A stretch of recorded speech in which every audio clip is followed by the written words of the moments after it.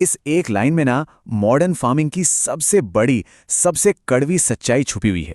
मतलब सब कुछ कंट्रोल में है सिवाय उस एक चीज के जो सबसे ज्यादा मायने रखती है, और वो है कीमत। तो चलिए टमाटर की खेती की इसी हाई स्टेक्स दुनिया में थोड़ा और गहरा उतरते हैं।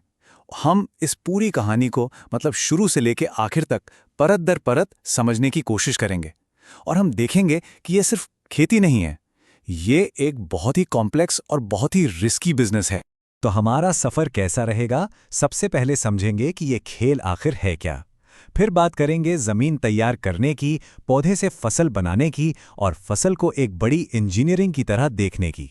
फिर देखेंगे कि इस पूरे इन्वेस्टमेंट को बचाया कैसे जाता है और आखिर में सबसे जरूरी बात, पैसों का हिसाब किताब। तो ठीक है, सबसे पहले बात करते हैं इस खेल के नियमों की। और सबसे बड़ा नियम वो ये है कि बाजार का कोई भरोसा नहीं। कीमतें एकदम अनप्रेडिक्टेबल हैं। एक दिन टमाटर सोने के भाव बिक सकता है तो अगले ही दिन उसे सड़क पर फेंकने की नौबत आ सकती है। ऐसे में किसान के हाथ में बस एक ही चीज होती है, अपनी लागत को कम से कम रखना और पैदावार को ज्यादा से ज्यादा करना। अब इस उतार चढ़ाव से निपटने का एक ही फलसफा है, एक ही तरीका है, फसल की बेहतरीन देखभाल। इसको ऐसे समझिए जैसे हम अपनी बॉडी का ध्यान रखते हैं ना, अच्छा खाते पीते हैं ताकि वो लंबे समय तक हमारा साथ दे।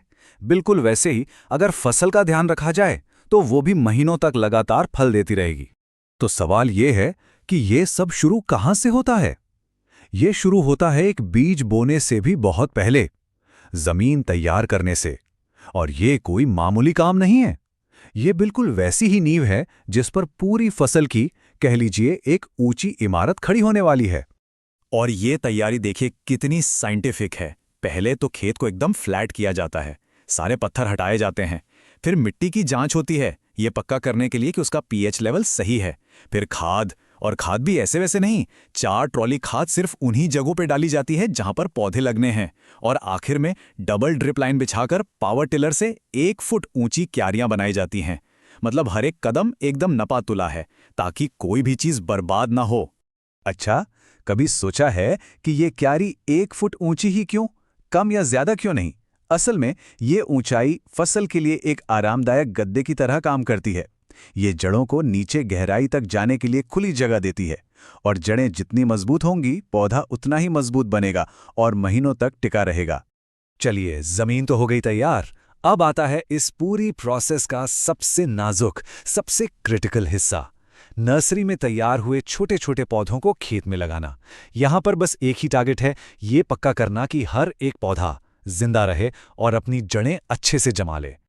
अब यहां पर ना एक बहुत इंटरेस्टिंग चॉइस सामने आती है, जिगजैग तरीके से लगाएं या सीधी लाइन में। देखिए, जिगजैग में पौधे ज्यादा लग जाते हैं, करीब 8000 एक एकड़ में, लेकिन ज्यादा भीड़ मतलब बीमारियों का खतरा भी ज्यादा। दूसरी तरफ सिंगल लाइन में पौधे भले ही कम लगते हैं, करीब 6000, पर हर पौधे को हवा, धूप सब कुछ बढ़िया मिलता है। नतीजा, पौधा ज्यादा हेल्दी रहता है। तो आखिरकार फैसला ये होता है कि कम ही ज्यादा है। जी हां, 6000 पौधे प्रति एकड़ ये सबसे सही नंबर है। इससे हर पौधे को फलने फूलने की पूरी जगह मिलती है। और मजे की बात यह है कि टोटल पैदावार उतनी ही होती है जितनी 8000 पौधों से होती, पर यहां क्वालिटी कहीं बेहतर मिलती है। एक बार पौधे लग गए तो उसके बाद के पहले 15 दिन समझ लीजिए किसी आईसीयू वार्ड की तरह होते हैं। इन दिनों में पौधे की खास देखभाल होती है। जड़ों को मजबूत करने के लिए ह्यूमिक एसिड, पौधे की ग्रोथ के लिए रिडोमिल गोल्ड और उसे ताकत देने के लिए वॉल्यूम फ्लेक्सी, ये सब सीधे जड़ों में दिया जाता है, जिसे ड्रेंचिंग कहते हैं। और ये जो 19-19-19 जैसे नाम है, ये कुछ नहीं, बस नाइट्रोजन, फास्फोरस और पोटेशियम का एक बैलेंस्ड मिक्स है जो पौधे को अपनी शुरुआती ग्रोथ के लिए चाहिए होता है। तो ठीक है, पौधे अब बड़े हो रहे हैं, लेकिन अब एक नई चुनौती सामने खड़ी है, और ये चुनौती है इंजीनियरिंग की। एक ऐसा मजबूत ढांचा बनाना जो सिर्फ इन पौधों का वजन नहीं, बल्कि आने वाले कई महीनों तक इन पर लगने वाले टनों और टनों टमाटर का भार भी संभाल सके। सोचिए जरा, एक ऐसी मजबूत स्ट्रक्चर कैसे बनाई जाए जो लगभग 9 महीने तक टनों फलों का वजन झेल सके? ये सवाल किसी किसान से ज्यादा एक सिविल इंजीनियर का लगता है ना? ये सिर्फ खेती नहीं, ये पक्की इंजीनियरिंग है। तो आखिर ये होता कैसे है? इसका जवाब है पंडाल सिस्टम।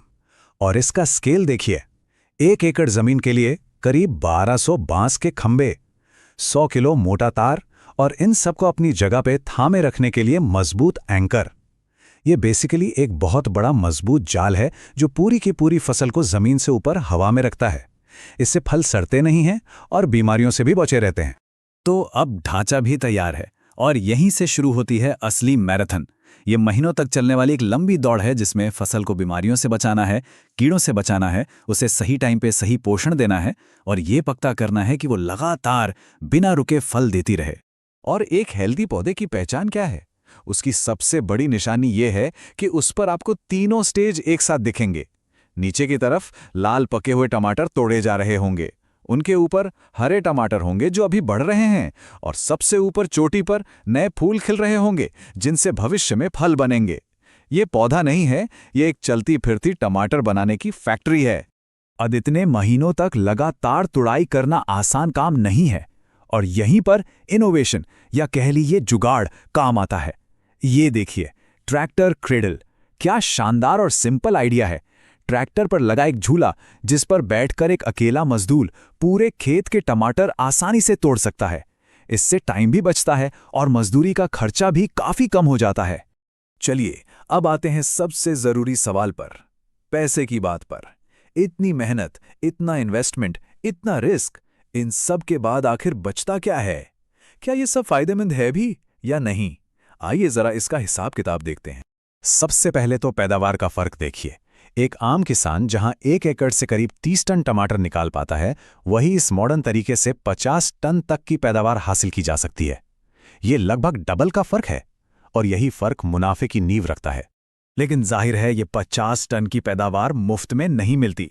ड्रिप इरिगेशन से लेकर बांस, तार, खाद, दवाइयां और मजदूरी तक सब मिलाकर 1 एकड़ पर करीब 3.5 लाख रुपए का खर्चा आ जाता है। ये एक बहुत बड़ा फाइनेंशियल रिस्क है। और आखिर में सारा खेल इस एक टेबल पे आके सिमट जाता है, बाजार का भाव। देखिए, अगर 50 टन की पैदावार पर किसान को औसतन 10 रुपए किलो का भाव मिलता है तो 3.5 लाख की लागत निकालकर उसे बचते हैं 1.5 लाख रुपए। ठीक है, लेकिन अगर किस्मत अच्छी रही और भाव 20 रुपए किलो मिल गया तो मुनाफा सीधा 6.5 लाख रुपए हो जाता है। पूरा का पूरा खेल, सारा रिस्क और सारा इनाम बस इसी एक चीज पर टिका है, मार्केट प्राइस। और यही बात हमें वापस हमारे सबसे पहले सवाल पर ले आती है। अगर एक किसान मिट्टी को कंट्रोल कर सकता है, पानी को, खाद को, यहां तक कि फसल के पूरे स्ट्रक्चर को कंट्रोल कर सकता है, तो फिर वो उस एक चीज को कंट्रोल क्यों नहीं कर सकता जो सबसे ज्यादा मायने रखती है, अपनी मेहनत की कीमत? ये एक ऐसा सवाल है जो सिर्फ टमाटर के किसानों का नहीं, बल्कि हमारे देश के पूरे एग्रीकल्चर सिस्टम